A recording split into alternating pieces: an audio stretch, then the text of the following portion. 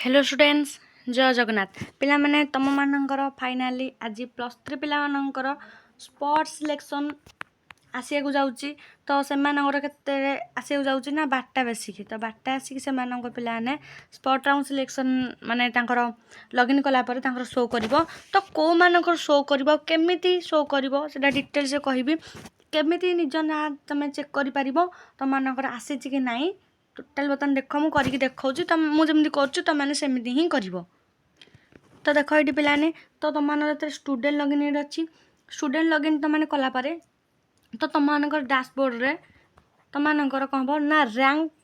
गोटे लिस्ट आसो तार ये शो कर तो यहाँ कौ मान शो कर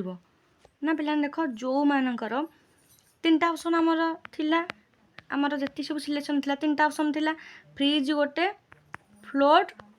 आउ तुम स्लाइड तो तुम ये हूँ तो अधिकांश पिला फ्रीज भी कर कि पिला फ्लोट आउ स्लाइड ऑप्शन चूज करते तो जो मानकर बहुत पिला कमेंट आसूना फ्रीज ऑप्शन चूज करते आम आसो कि ना पिला देख जब तुमने फ्रीज ऑप्शन चूज कर फ्रीज ऑप्शन चूज कर फास्ट प्रेफरेंस रे कौन कहले पिला माने से जेको सिलेक्शन हो फास्ट हो सेकेंड हो थर्ड हो पिला देख फास्ट तो तुम कौन होता ना फ्रीज स्लाइड फ्लोट 3टा ऑप्शन तुम देखा तो से तुम मन पसंद कॉलेज आसी था तुम फ्रीज ऑप्शन बाछुल तो मन पसंद कॉलेज माने तुम फास्ट देते फास्ट प्रेफरेंस तुम फास्ट सिलेक्शन रे आसी तो ताल तुम स्पॉट पे माने एलिजिबल हेबन तुम ना आसब ना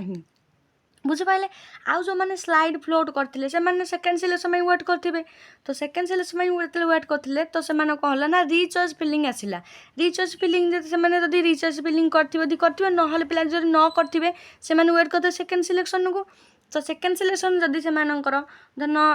1 2 3 3टा तुम कॉलेज देच तो प्रथम कॉलेज जब आसी जाए तो तुम फ्रीज कर तुम कौन तो आसबनी जो मैंने फास्ट प्रेफरेंस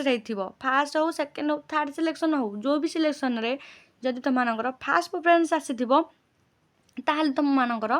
स्पॉट रे तुम ना आसब ना बुझिपारे आउ कि थर्ड सिलेक्शन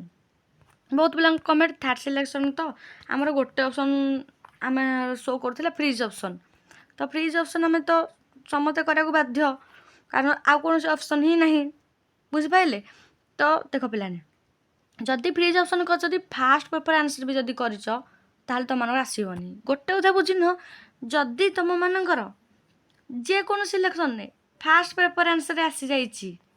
आ तुम फ्रीज कर देच फास्ट मान तो मन पसंद कॉलेज ना तुम मन पसंद कॉलेज आसी जाइए तथापि तुमने अलग चाहूच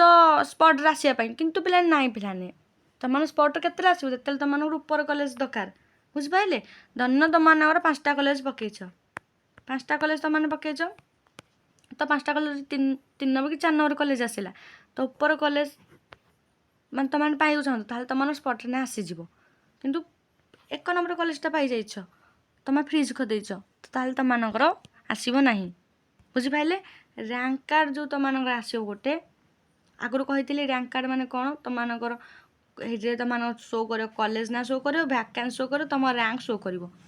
जोरा तुम ऊपर कॉलेज तुम पाइबा चाहूँ से ही पिला ही केवल शो कर जो मानकर फास्ट प्रेफरेंस आसी जाए टोटाल शो करनी हाँ जो मैंने टोटाल फेज 1 मैंने आप्लाय करन से भी एलिजिबल हेबेनि स्पॉट पाई आउ रहा तुम मानकर कौन ना तुम जो मैंने टोटाल एडमिशन करना माने आप्लाय कर कॉलेज आसी एडमिशन करना तो से स्पॉट एलिजिबल हे बुझिपारे तो ये कौन हम तुम कॉलेज आसी ऊपर कॉलेज केटा लिखाई तुम आ तुम कौन हम ना तुम भैकेंसी केते कौन थी तुम से रैंक केते कौन थी